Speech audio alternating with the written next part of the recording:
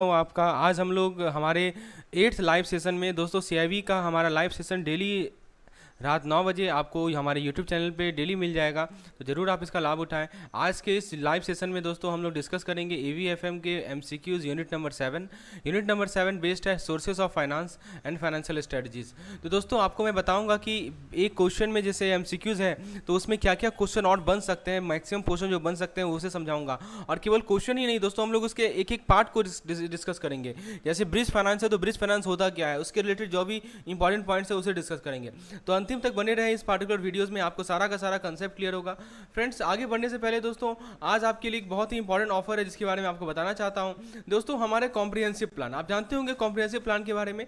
Basically ये plan है, इसमें आपको पीडीएफ मिलता है, आपको वीडियोज मिलते हैं, आपको दोस्तों 3000 प्लस एमसीक्यूज मिलते हैं। After that you get daily quizzes जितने भी हम कंडक्ट कर रहे हैं सभी आपको एक जगह प्लेटफॉर्म पे मिलेंगे। और लास्टली दोस्तों आपको मॉक टेस्ट मिलेंगे। तो ये पांच बेनिफिट्स आपको मिलने वाले हैं इस कॉम्प्रिहेंसिव प्लान में। और दोस्तों आज आपको उस पर 10% का डिस्काउंट दिया जा रहा है। आपको क्या करना है, कूपन कोड को यूज करना है कॉम्प्रिहेंसिव 10। तो कहाँ कूपन कोड को यूज करना है, तो दोस्तों हमारे ऐप को इंस्टॉल कर लीजिए। ऐप का लिंक यहाँ पे है, इसका पीडीएफ मैं आपको शेयर कर दूंगा। और साथ ही साथ दोस्तों आप डिस्क्रिप्शन में जाके भी ऐप का लिंक देख सकते हैं, वहाँ पे जाना है। और बेसिकली ये 10% ऑफर को ग्रैब करना है। ये ऑफर आज के लिए वैलिड है। तो फ्रेंड्स को किसी भी कॉम्प्रिहेंसिव प्लान में आप अपीयर होइए, इनरोल होइए for CIB, either AVM, BFM, ABFM, BRBL और इंटायरली ऑल सब्जेक्ट्स, तो दोस्तों आपको 10% का ऑफर मिलेगा। तो प्लीज़ आप इस डिस्काउंट कूपन को यूज करें, ऐप को इंस्टॉल करें और कॉम्प्रिहेंसिव प्लान में इनरोल करें। चलिए आगे बढ़ते हैं दोस्तों, हम लोग पहला क्वेश्चन पे आते हैं। आज के इस पहला क्वेश्चन आपके स्क्रीन पर है। क्वेश्चन में आपसे पूछा जा रहा है कि ब्रिज फाइनेंस क्या होता है। ठीक है, तो क्वेश्चन है what is a bridge finance. तो आइए दोस्तों समझते हैं, प्रत्येक ऑप्शन को जरा देखते हैं। पहला ऑप्शन कह रहा है कि ये short term finance provided by the bank. तो देखिए ये हमारा ब्रिज फाइनेंस नहीं है। क्यों? क्योंकि दोस्तों ब्रिज फाइनेंस एक शॉर्ट टर्म लोन होता है। ब्रिज फाइनेंस क्या होता है दोस्तों? Bridge finance is short term loan. ठीक है, तो बेसिकली शॉर्ट टर्म लोन होता है, लेकिन दोस्तों ये बैंक प्रोवाइड नहीं करती है। It is a short term loan which is not provided by bank. लेकिन यहाँ पे क्या लिखा है, प्रोवाइडेड बाय द बैंक। तो दोस्तों ये कौन प्रोवाइड करेगा ब्रिज फाइनेंस? तो ब्रिज फाइनेंस प्रोवाइड करती है कोई भी एफआईज मतलब फाइनेंशियल इंस्टीट्यूशन, जैसे कि वेंचर कैपिटल फर्म, ठीक है, या दोस्तों इन्वेस्टमेंट बैंक। तो इस तरह के जो हमारी फाइनेंशियल इंस्टीट्यूशन है जैसे venture capital fund, investment bank, ये सभी शॉर्ट टर्म फाइनेंस प्रोवाइड करती है दोस्तों। इसीलिए ये जो क्वेश्चन ऑप्शन है कि short term finance provide by the bank, this is wrong. तो option number A is wrong. Option B में कह रहा है कि long term loan from financial institution. दोस्तों ये भी ब्रिज फाइनेंस नहीं है, this is also not a bridge finance. Why? क्यों ये ब्रिज फाइनेंस नहीं है दोस्तों? क्योंकि दोस्तों ये ब्रिज फाइनेंस एक शॉर्ट टर्म लोन होता है जिसको यूज किया जाता है। तो पहले देखिए ब्रिज फाइनेंस होता क्या है। सबसे पहली बात कि मैंने आपको बताया कि ब्रिज फाइनेंस एक शॉर्ट टर्म लोन होता है। नेक्स्ट पॉइंट इसका पर्पज क्या है। इसका पर्पस ये है कि हम जो है गैप को ब्रिज कर ले। नाम ही लिखा है ना ब्रिज फाइनेंस, तो इसका पर्पस ये है कि गैप जो भी है उसे हम ब्रिज करें, उसे कम करें। ठीक है, तो जब तक लॉन्ग टर्म फाइनेंस को आप सिक्योर्ड ना हो जाए, until long term finance is secured. ठीक है, तो यही इसका मेन पर्पज है, बी गैप को ब्रिज करना जब तक लॉन्ग टर्म फाइनेंसिंग सिक्योर ना हो जाए। तो लॉन्ग टर्म लोन्स को इस पर्पज के लिए यूज नहीं करते। और यहाँ लिखा हुआ है कि long term loan, this is also wrong. चलिए ऑप्शन नंबर सी को देखते हैं। ऑप्शन नंबर सी में आपसे कहा जा रहा है कि loan which is provided by friends and family. बताइए क्या ये ब्रिज फाइनेंस होगा, या फ्रेंड्स या फैमिली जो लोन प्रोवाइड करेंगे? देखिए मैं बताता हूँ दोस्तों, इसे ब्रिज फाइनेंस माना जा सकता है, लेकिन ये most common type of bridge finance नहीं है। It can be considered but not most common. इसे आप मान सकते हैं, लेकिन most common type of bridge finance नहीं है। क्योंकि फ्रेंड और फैमिली लोन को कहा जाता है, उसे आप दोस्तों अपना मनी का स्मॉल पोर्शन कवर कर सकते हैं किसी स्टार्टअप कंपनीज को जो कि स्ट्रगल कर रही है to get off the ground. मान लीजिए कोई स्टार्टअप कंपनी है, उसे पैसे की सख्त रिक्वायरमेंट है, तो वो फ्रेंड से या फैमिली से लोन से ले सकता है। ठीक है, तो दोस्तों ब्रिज फाइनेंसिंग में क्या होता है, ब्रिज फाइनेंस से दोस्तों आप एक large amount of money provide करते हैं किसी कंपनी। देखिए इंपॉर्टेंट पॉइंट समझिए, ये क्या करता है, large amount of money, large amount of money किसे प्रोवाइड करते हैं, लार्ज अमाउंट ऑफ मनी। तो लार्ज अमाउंट ऑफ मनी आप प्रोवाइड करते हैं किसे, कंपनी को। ये provide large amount of money to company. लेकिन ये जो हमारा अभी जो आपको मैंने बताया फ्रेंड और फैमिली, ये शॉर्ट टर्म लोन होता है, right, short amount of money होता है। तो कहने का मतलब कि ये जो लार्ज जो हमारा ब्रिज फाइनेंस होता है वो large amount of money provide किया जाता है कंपनी को जो कि एस्टेब्लिश पोजीशन में है, लेकिन शॉर्ट टर्म फाइनेंसिंग चाहिए किसी स्पेसिफिक फंड और एक्सपेंशन के लिए। ऑप्शन नंबर डी को देखिए, ऑप्शन नंबर डी में कहा जा रहा है कि finance provided to fill the gap between the fund requirement and the actual release by the long term lender. समझिए, ये सबसे ज़्यादा एक्यूरेट डिस्क्रिप्शन है, this is the most accurate description of the bridge finance. Bridge finance एक short term loan है, पहला point याद रखिएगा ब्रिज फाइनेंस के बारे में, कैसा लोन है, तो दोस्तों ब्रिज फाइनेंस एक शॉर्ट टर्म लोन है। दूसरा पॉइंट याद रखिएगा कि इसको यूज किया जाता है गैप को फिल करने के लिए, नाम ही है तो गैप फिलिंग में काम आता है। किस चीज़ के बीच में, गैप फिलिंग में, तो जब किसी कंपनी को पैसा चाहिए, तो जब कंपनी को पैसा चाहिए, right, so when the company needs money, और उस समय में, ये तो पहला केस है, और दूसरा समय क्या है कि and the time when it can actually receive long term financing, और जिस समय में it can receive long term financing. तो इन दोनों के बीच का जो गैप होता है ना, उसे हम लोग ब्रिज फाइनेंसिंग कहते हैं, राइट। तो जैसे मैं आपको एग्जांपल बताता हूँ, समझ में आया ब्रिज फाइनेंसिंग क्या होता है, शॉर्ट टर्म लोन होता है, गैप फिलिंग को यूज किया जाता है जिस वक्त कंपनी को पैसा चाहिए और जितना ये रिसीव कर सकती है लॉन्ग टर्म, उसके बीच का डिफरेंस। देखिए मैं आपको एग्जाम्पल बताता हूँ, जैसे मान लीजिए कि कंपनी को बोरो करना है मनी ताकि एक नया प्रोडक्ट लॉन्च है, कोई नया प्रोडक्ट लॉन्च है, सपोज कोई नया प्रोडक्ट लॉन्च है, तो इसके लिए दोस्तों कंपनी को नया प्रोडक्ट लॉन्च के लिए फंड करना है, राइट, पैसा बोरो करना पड़ेगा फंड करने के लिए। लेकिन दोस्तों ये जो है लॉन्ग टर्म फाइनेंस इसे नहीं मिल पाएगा जब तक प्रोडक्ट जो है एक्चुअली मार्केट पे ना हो और रेवेन्यू ना जनरेट करे। तो इसे क्या नहीं मिल पाएगा दोस्तों, लॉन्ग टर्म लोन नहीं मिल पाएगा, राइट। कब तक लॉन्ग टर्म लोन नहीं मिलेगा, जब तक ये लॉन्ग टर्म फाइनेंसिंग तब तक नहीं होगा जब तक प्रोजेक्ट जो है एक्चुअली मार्केट में हो और इसके लिए रेवेन्यू जनरेट करे। लेकिन दोस्तों जो कंपनी है वो क्या करेगी, ब्रिज फाइनेंसिंग को यूज करेगी ताकि अपने शॉर्ट टर्म एक्सपेंस को कवर कर सके, ताकि ये सिक्योर कर सके लॉन्ग टर्म फाइनेंसिंग को, जब तक ये लॉन्ग टर्म फाइनेंसिंग को सिक्योर ना कर ले। देखिए सिंपल सी बात है कि ये जो पार्टिकुलर कंपनी है इसको चाहिए लॉन्ग टर्म लोन, लेकिन लॉन्ग टर्म लोन मिलने से रहा अभी, क्योंकि अभी ये स्टार्ट ही हुई है। तो जब तक लॉन्ग टर्म लोन नहीं मिलता है तब तक ये ब्रिज फाइनेंसिंग को यूज करेगी अपने चीज़ों को फाइनेंस करने के लिए। तो फुली आपको समझ में आ गया होगा कि ब्रिज फाइनेंस होता क्या है। So the correct answer to this particular question is option number D. Option number D इसका सही जवाब है। आइए क्वेश्चन नंबर 2 को देखते हैं। Let's see the question number 2। Question number 2 में आपसे पूछा जा रहा है कि व्हाट आर डेब्ट equity ratio. I told you earlier that this is very important topic, that डेब्ट इक्विटी रेशियो आपसे बारे में पूछा जा रहा है। देखिए सबसे पहला ऑप्शन को देखते हैं, are norms that determine how much equity promoter should contribute and how much they should borrow from money from other।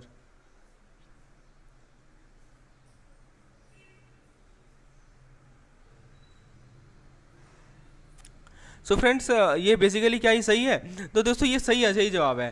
तो देखिए ये this is the correct answer. Why this is correct answer, because you know this D R means डेब्ट equity ratio. तो डेब्ट equity ratio एक financial ratio है जो कि मेजर करता है कि कितना डेब्ट, अमाउंट ऑफ डेब्ट a company has with respect to it equity. तो कितना डेब्ट है किसी कंपनी का विद रिस्पेक्ट टू इक्विटी, ये कौन बताता है, हमें डीआर बताता है। तो इसको कैसे कैलकुलेट करते हैं, इसको कैलकुलेट करने का बहुत सिंपल तरीका, मैं आपको डीआर का फॉर्मूला बता दूं। तो let me show you the formula of DR. DR का दोस्तों फॉर्मूला होता है कि कंपनी का टोटल लायबिलिटी,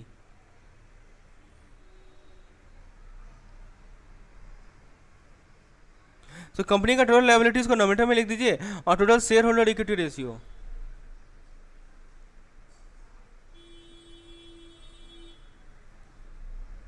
इसको डिनोमिनेटर में लिख दीजिए, राइट। तो ये हमारा हो जाएगा दोस्तों डीआर, डेब्ट इक्विटी रेशियो। तो सिंपल सा चीज़ है कि आपका डेब्ट इक्विटी रेशियो का निकालने का बहुत सिंपल सा तरीका है कि आप कंपनी का टोटल लायबिलिटी नोमिनेटर में और टोटल शेयर होल्डर इक्विटी को डिनोमिनेटर में। अच्छा अब ये बताइए कि डीआर हाई होगा तो क्या मतलब है, डीआर यदि हाई है ना दोस्तों, इसका मतलब ये हुआ कि कंपनी जो है डेब्ट फाइनेंसिंग पे ज़्यादा भरोसा करती है, कंपनी इज मोर रिलियंट ऑन डेब्ट फाइनेंसिंग, ठीक है। तो ये डीआर हाई होने का कॉन्सिक्वेंस है।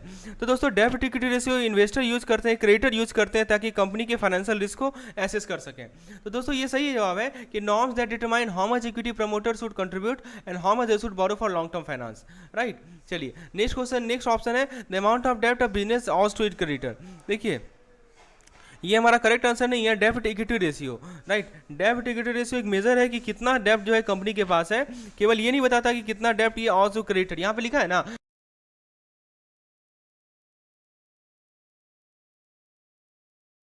को केवल इतना नहीं बताता, डेब्ट इक्विटी रेशियो ये बताता है कि टोटल अमाउंट ऑफ डेब्ट कितना है, it tells about the total डेब्ट, और ये जस्ट पार्ट हो गया। नेक्स्ट है the amount of equity of business has. क्या मतलब हुआ दोस्तों, कितना इक्विटी एक बिजनेस के पास है, दैट इज द क्वेश्चन।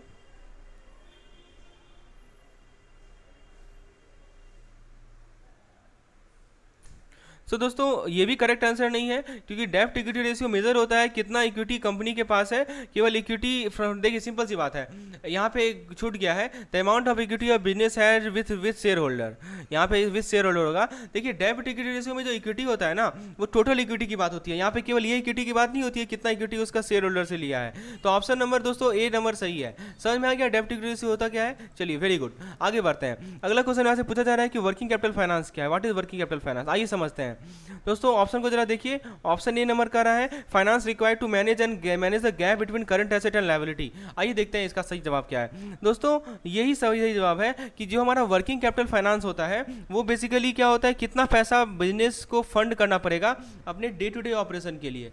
तो ये याद रखिएगा कि डे टू डे ऑपरेशन के लिए जितना पैसा कंपनी को फंड करना पड़ेगा वो होता है हमारा, that is called working capital finance.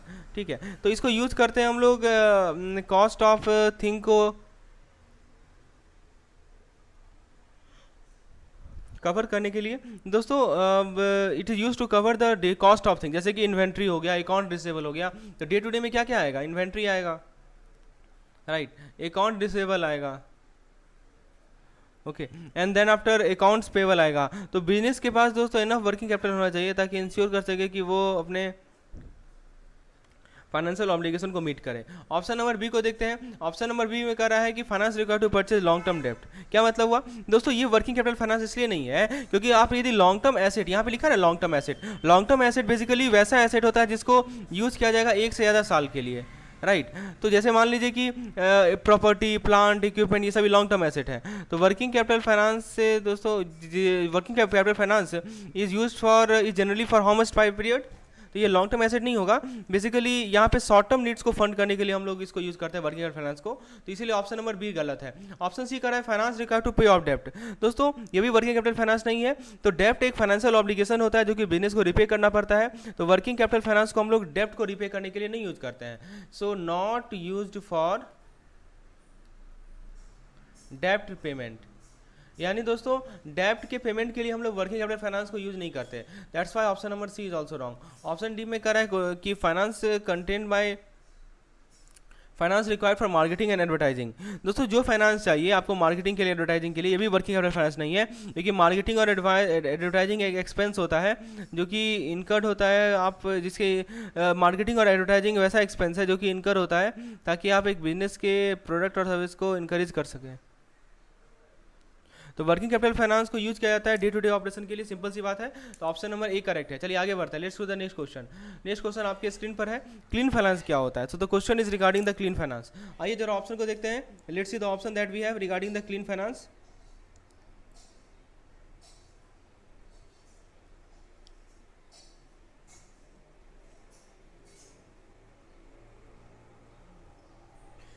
So before clean finance एक और क्वेश्चन पहले कर लेते हैं दोस्तों। What are the factors that determine the rate of interest of corporate पे। कौन सा फैक्टर है जो कि डिटरमाइन करता है कितना रेट ऑफ इंटरेस्ट जो है कॉर्पोरेट पे करेंगे। क्लीन फाइनेंस को हम लोग देखते हैं इसके बाद, इसी जस्ट बाद we will see what is clean finance, but before that let us see this particular question.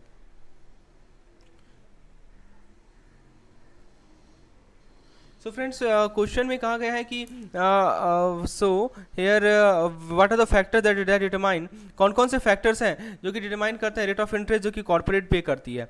देखिए सबसे पहला फैक्टर है बैलेंस शीट। आप यहाँ देख सकते हैं दोस्तों, मैं आपको फैक्टर्स बता देता हूँ। सबसे पहला फैक्टर है balance sheet, okay this one. So balance sheet का मतलब क्या हुआ दोस्तों, बैलेंस शीट एक फाइनेंशियल स्टेटमेंट होता है जो कि कंपनी का एसेट, लायबिलिटी और इक्विटी शो करता है किसी भी पॉइंट ऑफ टाइम में। तो लैंडर जो है बैलेंस शीट को यूज करते हैं ताकि कंपनी के फाइनेंशियल हेल्थ को एसेस कर सकें कि क्या एसेस करते हैं दोस्तों, फाइनेंशियल हेल्थ एसेस करते हैं, पहला पॉइंट। और दूसरा चीज़ क्या करते हैं दोस्तों, उसकी क्षमता है कि नहीं, is ability, he is ability to repay डेप्ट, क्या वो सक्षम है कि वो डेप्ट को रिपे कर देगा। So these two things are checked by balance sheet. Next point is performance. You can see performance return है। परफॉर्मेंस बेसिकली क्या होता है कि लैंडर को दोस्तों अलग अलग सो परफॉर्मेंस लैंडर को लैंडर जो कि कंपनी के परफॉर्मेंस को देखते हैं ओवर द टाइम, तो उन्हें देखना पड़ता है कि कंपनी जो है प्रॉफिटेबल में है या नहीं है। और दोस्तों क्या ये trend whether that has track record of generating cash flow, क्या इसके पास ट्रैक रिकॉर्ड है कैश फ्लो जनरेट करने का। प्रॉफिटेबिलिटी की बात करें, प्रॉफिटेबिलिटी मेजर होता है कि कितना पैसा कंपनी बना रही है अपने एक्सपेंस को पे करने के बाद। तो सबसे पहला चीज़ है कि वो अपने एक्सपेंस को पे कर दे, एक्सपेंस को पे करने के बाद कितना पैसा कंपनी बना रही है। तो लैंडर जानना चाहते हैं कि कंपनी प्रॉफिटेबल है, क्योंकि ये इसका मतलब हुआ कि उनके पास उनके रिसोर्सेज को यूज किया जा रहा है डेब्ट को पेमेंट के लिए। And friend the next point is track record of past servicing and repayment.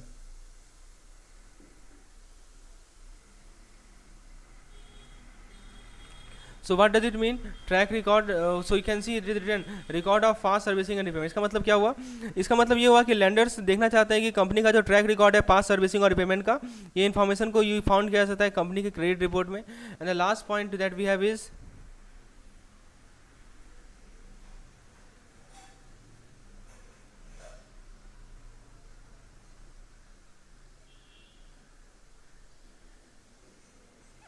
Credit rating. आप देख सकते हैं दोस्तों लास्ट पॉइंट क्या है हमारा, लास्ट पॉइंट है हमारा credit rating. You can see here.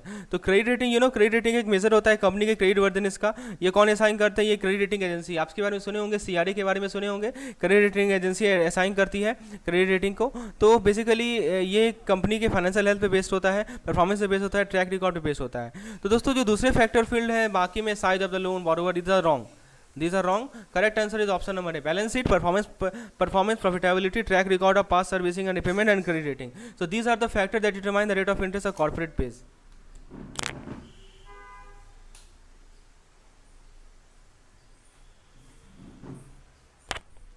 So friends, now let's come to the next question that we have. So next question is regarding the clean finance. तो clean finance के regarding एक question है कि clean finance होता क्या है। आइए इसको डिस्कस करते हैं। ऑप्शन को जरा देखते हैं। एक तरह का फाइनेंस जो कि एक्सपेंसिव है लेकिन लैंडर के लिए सिक्योर नहीं है, सिक्योर है, राइट। एक्सपेंसिव तो है लेकिन सिक्योर भी है लैंडर के लिए, कहा जा रहा है। चलिए दूसरा ऑप्शन में कह रहा है कि एक तरह का फाइनेंस जो कि जिसमें कोई कोलेट्रल की रिक्वायरमेंट नहीं होती है, type of finance which do not require any collateral. तीसरा ऑप्शन में कहा जा रहा है कि ऐसा फाइनेंस जो कि बोरोवर को ऑफर किया जाता है, इसके पास पुअर क्रेडिट रेटिंग है। बताइए दोस्तों क्या सही जवाब है इसका। So let us discuss this particular question in detail. So friends यहाँ पे बताया जा रहा है कि क्लीन फाइनेंस एक तरह का फाइनेंस होता है जो कि वो what is a clean finance? It is a type of finance that is considered to be most secure for lender. तो सबसे ज़्यादा सिक्योर होता है, right. So this is most secure for lender, right. So क्यों ऐसा secure होता है? क्योंकि कोलेट्रल बैक्ड होता है, because this is collateral backed. Collateral backed, तो कोलेट्रल पता है क्या होता है? कोलेट्रल बेसिकली एक एसेट होता है जो कि बोरोवर प्लेस करते हैं किसी लैंडर को वैसे इवेंट में यदि लोन का रिपेमेंट नहीं होगा। ठीक है, ध्यान दीजिएगा, यदि लोन नॉट रिपेड, यदि लोन का रिपेमेंट नहीं होगा तो कोलेट्रल बेसिकली एक एसेट होता है जो कि बोरोवर प्लेस करते हैं लैंडर को। ठीक है, तो यदि बोरोवर डिफॉल्ट कर जाएंगे लोन पे तो लैंडर जो है कोलेट्रल बेच सकते हैं लॉसेस को रिकूप करने के लिए। तो चूंकि क्लीन फाइनेंस सबसे ज़्यादा सिक्योर है तो लैंडर दोस्तों हायर इंटरेस्ट रेट चार्ज करते हैं क्लीन फाइनेंस पे। ठीक है, तो नेक्स्ट है type of finance that does not require any collateral. ये गलत है क्योंकि दोस्तों मैंने आपको बताया कि क्लीन फाइनेंस हमेशा कोलेट्रल चाहिए। यदि किसी लोन के पास कोलेट्रल नहीं है तो उसे रिस्की माना जाता है लैंडर के लिए। ठीक है, तो दोस्तों इसका सही जवाब इसका option number B is incorrect. Option C में कर रहा है कि type of finance that is offered by borrower with a poor credit history. बताइए क्या कोई बोरोवर जिसके पास पुअर क्रेडिट हिस्ट्री है उसे क्लीन फाइनेंस ऑफर करेंगे आप? दोस्तों ये भी गलत नहीं है, ये भी गलत है, क्योंकि क्लीन फाइनेंस दोस्तों स्पेसिफिकली ऑफर किया जाता है वैसे बोरोवर को जिनके पास पुअर क्रेडिट हिस्ट्री है। लेकिन बोरोवर जिनके पास हाइवर विथ पुअर, देखिए अब यदि पुअर क्रेडिट हिस्ट्री रहेगा, ठीक है, तो वो क्या होगा, वो क्लीन फाइनेंस के लिए क्वालिफाई होगा because they are considered to be low risky for lenders. ठीक है, तो ये क्लीन फाइनेंस भी नहीं है क्योंकि यहाँ पे क्रेडिट वर्दिनेस भी इंपॉर्टेंट होती है। ठीक, जिसका बोरोवर के पास पुअर क्रेडिट हिस्ट्री होगा वो दोस्तों क्वालिफाई करेगा क्लीन फाइनेंस के लिए because they are considered to be lower risk for lender. ठीक है, सो फ्रेंड्स करेक्ट आंसर क्या है? करेक्ट आंसर है option number A. So now let's come to the next question. So we have discussed this particular question. Now next question is what are the other sources of finance beside clean finance? यानी clean finance को छोड़कर बाकी और दूसरे क्या क्या source है finance के, ये आपसे सवाल पूछा जा रहा है। आइए डिस्कस करते हैं, let's discuss this particular question in detail. So friends if you talk about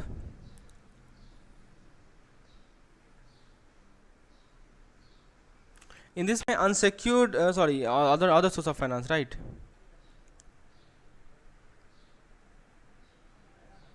okay, let's see the option number B first. Option B में कर रहा है unsecured loan from family and friend. दोस्तों ये वो लोन होता है जो कि जिसमें कोई कोलेट्रल की रिक्वायरमेंट नहीं होती है, so there is no requirement of collateral. Okay, so तो ये दोस्तों ऑफर किया जाता है बोरोवर को जिसके पास पुअर क्रेडिट हिस्ट्री है, या दोस्तों जो क्वालिफाई नहीं होते हैं क्लीन बिल फाइनेंशियल लोन के लिए उन्हें। तो अनसिक्योर लोन जो है एक अच्छा ऑप्शन है बोरोवर के लिए जिनको स्मॉल अमाउंट ऑफ मनी चाहिए और जिनके पास अच्छा रिलेशनशिप नहीं है लैंडर के साथ। लेकिन दोस्तों उसे यूज किया जाता है to make the borrower faulty.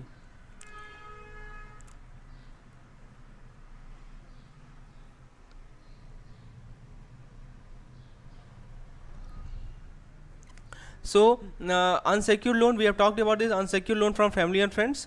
Okay, तो क्योंकि ये रिस्की है बोरोवर के लिए क्योंकि उनके पास कोई कोलेट्रल नहीं है प्रोटेक्ट करने के लिए in the event of default. Next is crowd funding campaign. What is the meaning of this crowd funding campaign? You know what is crowd funding? This crowd funding एक तरीका होता है दोस्तों जिससे आप जो है पैसा रेज कर सकते हैं बहुत सारे लोगों से। टिपिकली यदि हम बात करें, so crowd funding is a way to raise money. तो क्राउड फंडिंग तरीका है कि आप पैसा रेज कर सकते हैं बहुत सारे लोगों से।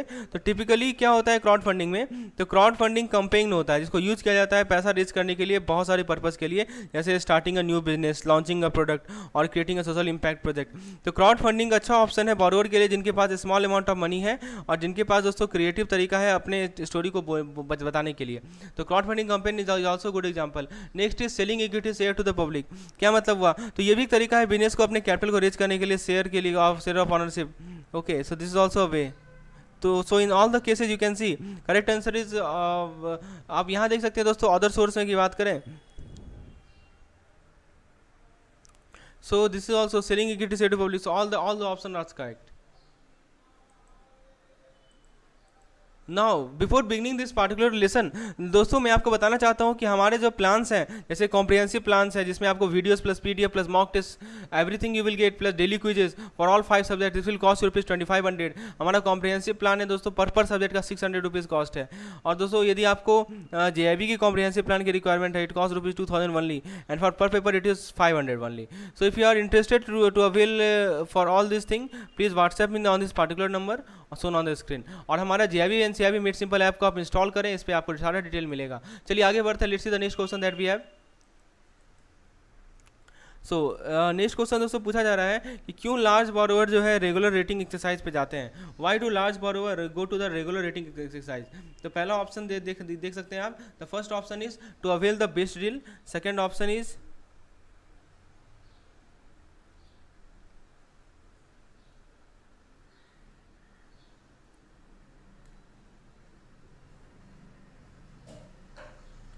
सो first option is to avail the best deal. तो दोस्तों ये करेक्ट आंसर है क्योंकि जो लार्ज बोरोवर होते हैं, let me talk about the large borrower. तो लार्ज बोरोवर होते हैं वो रेगुलर रेटिंग एक्सरसाइज पे जाते हैं। कहाँ जाते हैं? रेगुलर रेटिंग एक्सरसाइज पे जाते हैं ताकि वो बेस्ट डील को अवेल कर सकें लोन पे।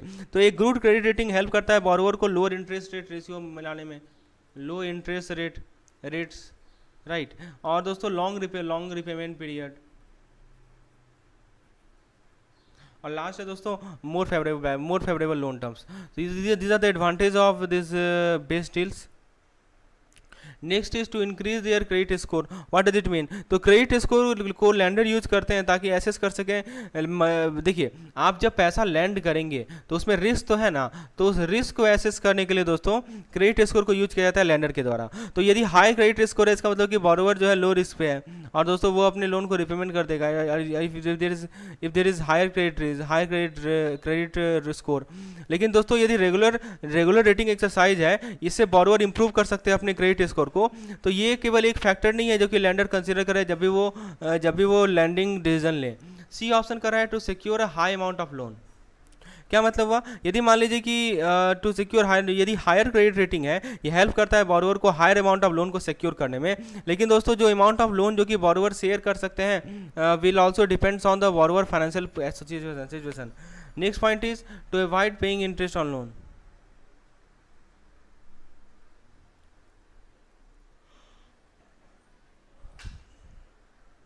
सो टू अवॉइड यहाँ पे है दोस्तों to secure high amount of loan. तो मैंने आपको बताया कि हाई क्रेडिट रेटिंग हेल्प करता है बोरोवर को कि वो सिक्योर कर सके high amount of loan. And the last point is to avoid paying interest on the loan. मतलब क्या हुआ, इंटरेस्ट एक तरह का कॉस्ट ऑफ बोरोइंग होता है। What is interest? Interest is cost of borrowing, मैंने बताया था। तो इंटरेस्ट एक तरह का कॉस्ट ऑफ बोरोइंग होता है और बोरोवर जो है अपने इंटरेस्ट को पे करेंगे सभी के सभी लोन पे, चाहे उनका क्रेडिट रेटिंग कुछ भी क्यों ना हो। एक अच्छा क्रेडिट रेटिंग हेल्प करता है बोरोवर को कि उनको लोन मिल जाए सिमिलर इंटरेस्ट रेट का, लेकिन ये एलिमिनेट नहीं करेगा इंटरेस्ट ऑल टुगेदर पे करने के नीड को। So hopefully you have understood this particular question.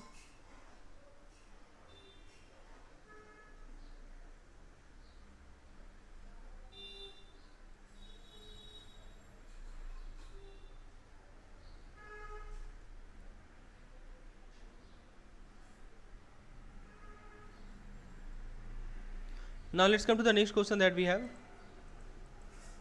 Next question is what is the purpose of financial strategy in corporate fund. Corporate finance में फाइनेंशियल स्ट्रेटजी की क्या पर्पस है? पहला ऑप्शन कर रहा है to maximise advantage and minimise the cost of fund. मतलब ये हुआ दोस्तों कि ये सबसे सही जवाब है, क्योंकि फाइनेंशियल स्ट्रेटजी का कॉर्पोरेट फाइनेंस में यही है मकसद है कि हम अपने एडवांटेज कंपनी के जो फाइनेंशियल सिचुएशन के एडवांटेज को मैक्सिमाइज करें और कॉस्ट ऑफ फंड को मिनिमाइज करें, right. So how we can do it? So there are varieties of subjects which are available.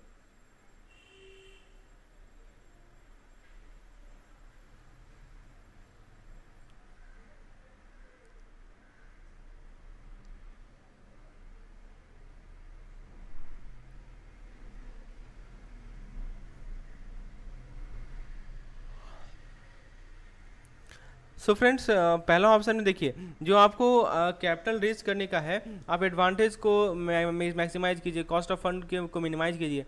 तो जो पर्पस यही है फाइनेंशियल स्ट्रेटजी का कॉर्पोरेट फाइनेंस में, ताकि हम मैक्सिमाइज कर सके कंपनी के फाइनेंशियल सिस्टम के एडवांटेज को। तो करने के लिए क्या कर सकते हैं, आप कैपिटल रेज कर सकते हैं लोएस्ट पॉसिबल कॉस्ट पे। आप कैपिटल को इन्वेस्ट कर सकते हैं मोस्ट प्रॉफिटेबल प्रोजेक्ट में। आप वर्किंग कैपिटल को एफिशिएंटली मैनेज कर सकते हैं। Next is to increase the amount of loan required. क्या मतलब हुआ? तो ये दोस्तों फाइनेंशियल स्ट्रेटजी का पर्पस नहीं होता है कॉर्पोरेट फाइनेंस में। Financial manager can still manage. Next is to increase the company profitability. तो फाइनेंशियल स्ट्रेटजी जो हेल्प करता है कंपनी को प्रॉफिटेबिलिटी बढ़ाने में, लेकिन दोस्तों ये उनका प्राइमरी पर्पस नहीं है। प्राइमरी पर्पस फाइनेंशियल स्ट्रेटजी का ये है कि हम एडवांटेज को मैक्सिमाइज करें और कॉस्ट ऑफ फंड को मिनिमाइज करें।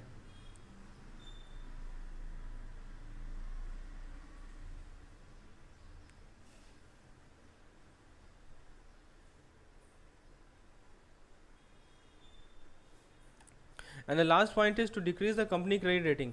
सो फाइनेंशियल स्ट्रेटजी जो को डिज़ाइन किया जाएगा ताकि कंपनी का क्रेडिट रेटिंग बढ़ाए, इसको घटाए नहीं। तो अच्छा क्रेडिट रेटिंग दोस्तों ईजियर होगा कंपनी के लिए कि वो मनी बोरो कर सके फ्यूचर में, और वो अपना कॉस्ट ऑफ बोरोइंग को भी कम कर सकेगा। So hopefully you have understood this particular question. Option A is correct. Now, what is equity capital? Equity capital क्या होता है? Amount of money borrowed from a bank. Next is the amount invested in the business that is owned by promoters, or profit earned by business over a period of time. All the above. So you know what is this equity capital?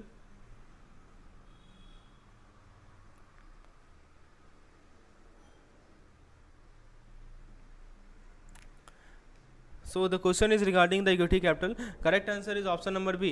कितना पैसा business में invest किया गया है जो कि promoter के द्वारा खरीदा गया है, उसे हम लोग इक्विटी कैपिटल कहते हैं। So option number B is correct.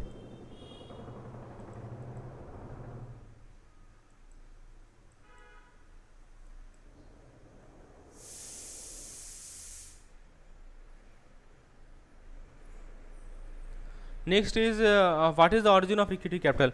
Equity capital का ऑरिजिन क्या है? सो आपसे पूछा जा रहा है दोस्तों कि इक्विटी कैपिटल का ऑरिजिन क्या है। पहला है कि it originated with arrival of corporate, it is originated with arrival of bank, it originated with arrival of insurance company. तो ये आया था दोस्तों कॉर्पोरेट के अराइवल से। It originate with arrival of the corporate. Option number A is correct. Features क्या क्या है इक्विटी कैपिटल का? What are the features of equity capital? दोस्तों फीचर्स की बात करें, we talk about the features. So the features of equity capital is it is diverse into, it is divided into units called equity share. It has the same value called nominal value and provides the holder and financial institution the right of income, right to retaining surplus asset. What are the common document that equity share must abide by? Common document कौन-कौन से हैं? So the common documents are like memorandum and article of association.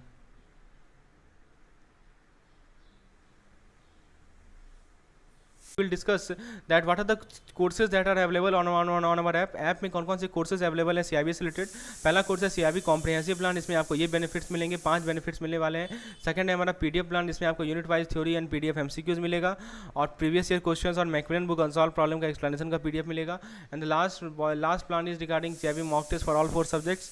तो आप इसमें mock test daily basis पे दे सकते हैं, daily quizzes दे सकते हैं, unit wise full length mock test दे सकते हैं स्केड्यूल वाइज। तो आपको यदि किसी प्रकार के जानकारी चाहिए, विशेष जानकारी चाहिए, तो आप मुझे व्हाट्सएप कर सकते हैं। व्हाट्सएप नंबर मैं आपको डिस्क्रिप्शन में डाल देता हूँ सर। नहीं तो दोस्तों आप इस ऐप पे भी जाके इस पार्टिकुलर कोर्स को परचेज कर सकते हैं और you can also ask me there.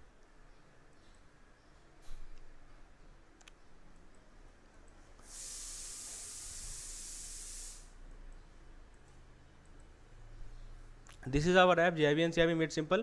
Please install this particular app. Please on open section, this type of interface will open and you just click on 3 dot at the top left corner, open free material section. free material section में दोस्तों आपको daily basis पे quizzes जो conduct किए जा रहे हैं free basis पे, आप उसका लाभ उठा सकते हैं, अपनी प्रिपरेशन को और अच्छे कर सकते हैं। सो फ्रेंड्स, आज का मैं आपको ऑप्शन फिर से आपको ऑफर फिर से बता दूं। ऑफर है दोस्तों कॉम्प्रिहेंसिव 10, यानी जितने भी कॉम्प्रिहेंसिव प्लान है उसमें 10% का ऑफर दिया जा रहा है। तो please avail this particular offer, don't miss the chance.